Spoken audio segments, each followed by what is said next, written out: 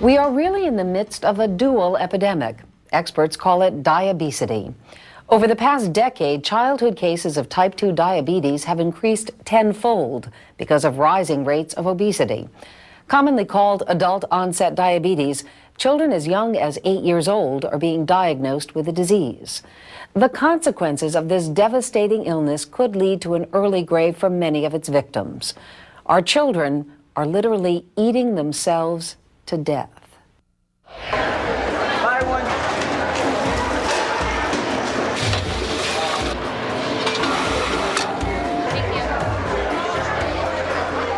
We're killing our kids because we're feeding them food that they shouldn't be eating and encouraging them to be sedentary. And the two combined are a time bomb.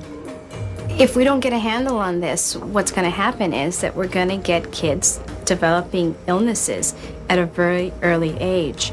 And some of these illnesses can actually kill them. Illnesses like type 2 diabetes, heart disease, asthma, high cholesterol, hypertension, and bone and joint problems.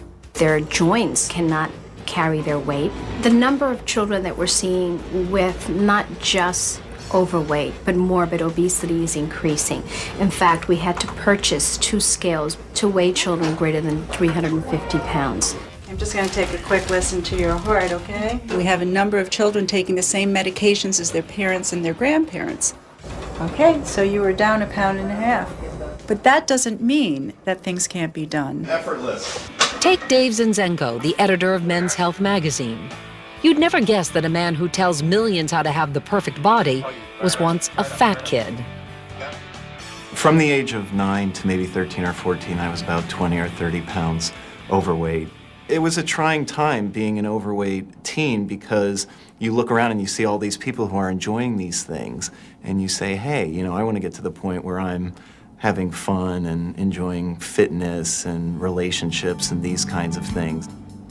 Also, my father was about 100 pounds overweight. He was morbidly obese, so he kind of became this negative example for me. His weight led to hypertension, which then led to heart disease, which led to diabetes, and finally, at the very young age of 52, he had a stroke and died. My father dying young and like that really taught me a profound lesson about health and fitness. And then I just decided I had enough and that I was going to wage war on fat. With good nutrition and lots of exercise, Dave won his battle. The best thing to do is to look at being overweight as something that is an obstacle that is keeping you from getting the most out of your life. See it as something that needs to be managed and overcome. It's the enemy. And that's mine again. John Marks is today where Dave Zinzenko was 20 years ago.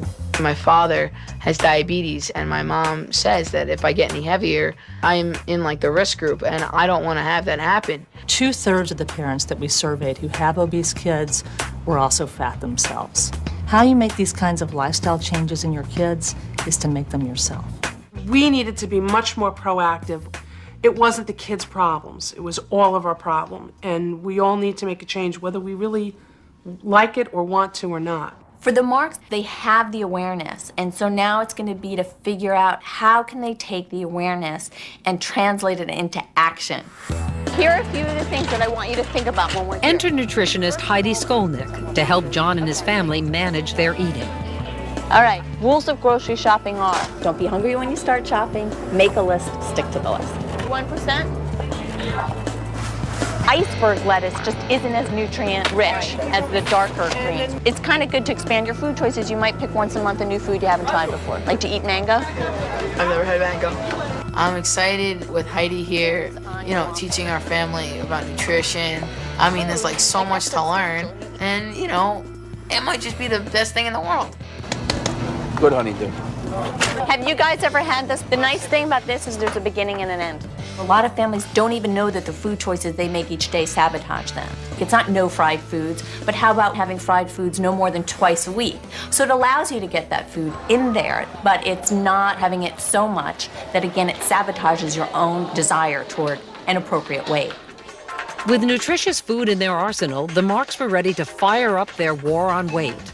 The key to their success is to make meals in advance and freeze them. I get so overwhelmed with the thought of preparing a whole meal. All I have to do is say, I'm taking this item out of the freezer, which doesn't require a tremendous amount of brain power when I'm that tired. We're just gonna saute.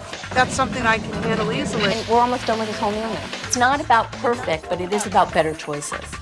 What do you think? I'm sure I can do this, no problem at all. And I'm very hopeful for this whole family. Better than take out any day. Oh, yes. Enjoy. I see success in my future. If there's a magic cure for childhood obesity, it's parental awareness and involvement. Parents have to understand what their obese kids are going through, and if your kid's not obese, you have to understand what to watch for and be on guard for so it doesn't happen to him or her. Genes aren't destiny. There are things that you can do about this to help both yourself and your kids. This is cute. Okay, let's look at you. I, as a child, had weight issues. There were weight issues on both sides of our family. And I didn't want to see history repeat itself. For the Penfield family, daughter Rachel's weight gain was a call to action. When I felt crummy or worried or upset or bored, I tended to go right to the cabinet and get a handful of cookies. I didn't ever stop eating.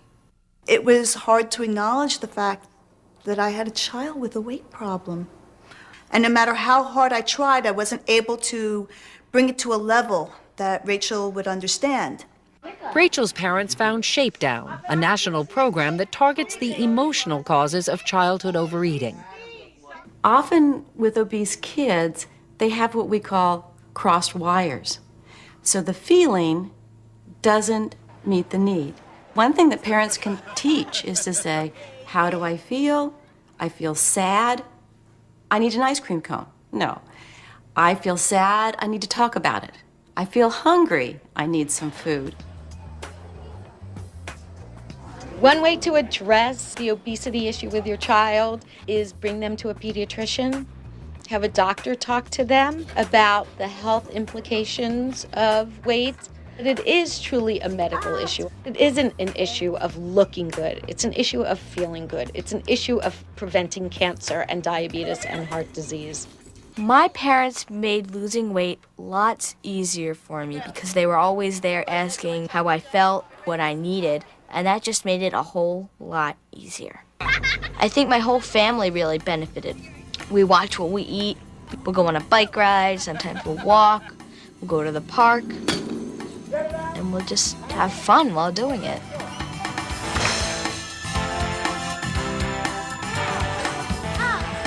Nothing ever tastes as good as Thin Feels because the food reward only lasts a couple of seconds, while the other reward lasts you a lifetime.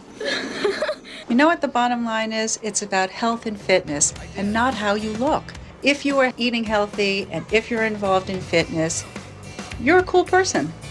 And that's what it's about.